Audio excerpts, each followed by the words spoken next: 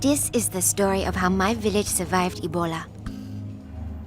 Bats brought the tiny Ebola germs, too small to see, so small, yet so dangerous. Without realizing, Grandfather rubbed a little blood in his eye.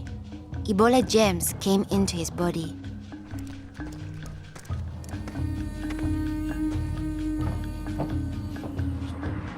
Days went by.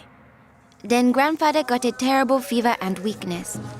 We thought it was malaria, but he was soon much worse.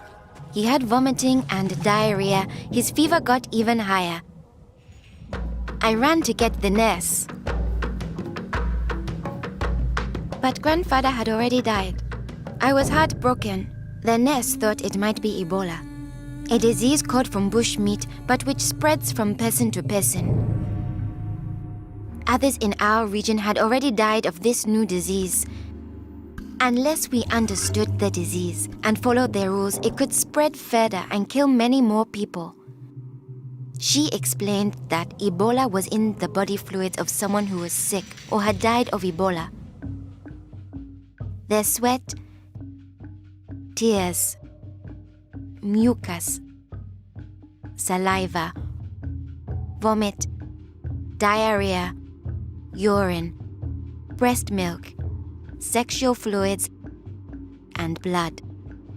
When we touch a sick person's body fluids, the Ebola germs can get into small breaks in our skin or into our eyes, nose, or mouth.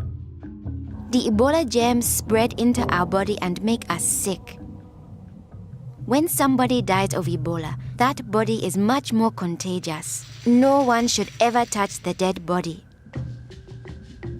The nurse advised us to wash our hands with soap and water right away. She contacted the trained burial team to help us bury Grandfather's body safely. The burial team came. They comforted us and explained what they had to do to protect us. The team wore protective clothing that kept them safe from the dangerous germs.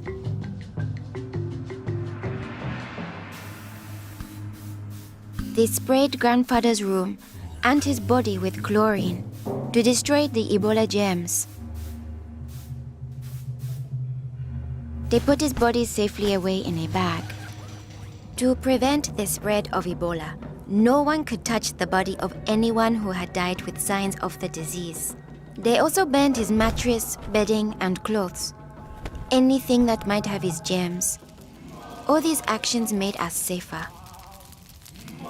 It was too great a risk to follow all our traditions, but we still honored Grandfather in the time of Ebola.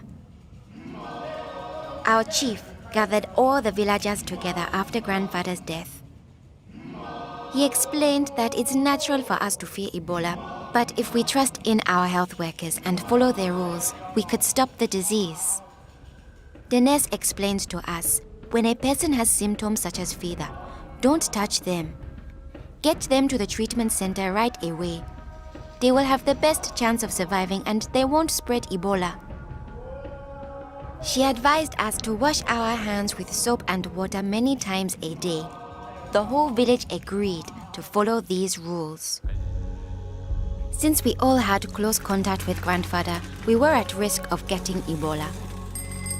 We had to stay home. A health worker visited us every day to see whether we had fever or signs of sickness. We would show signs within 21 days if we had Ebola.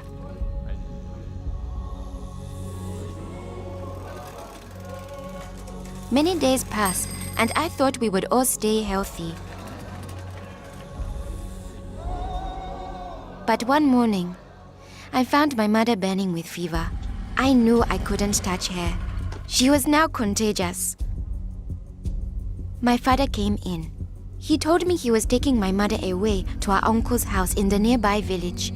He was afraid to take her to the treatment center, afraid he'd never see her again. I knew I had to stop them. I was young, but I stood up to both of them. I told them if this could be Ebola, she must go to the treatment center right away. We needed to trust in our health workers to save her, save ourselves, and save our village. I saw in their faces that they understood. Running away would only lead to more death and suffering. My mother tested positive for Ebola. They found her a bed. At first, the health workers looked scary, but I knew they wore the suits to protect themselves. And inside, they were normal people like the nurse. They took good care of my mother. They gave her fluids, medicine, and food, and helped her body stay strong to fight Ebola. I missed my mother very much, but I could still talk to her on the phone. Sadly, some people in my village didn't survive, but my mother got better day by day. Soon, we were able to see her from a safe distance. One day, the nurse announced that my mother would live. Now we were safe to hug and kiss her. It was a day to celebrate. Our village followed their rules. We trusted our health workers, brought our sick for care right away, called for the safe burial team when one of our people died, and we always wash our hands with soap and water.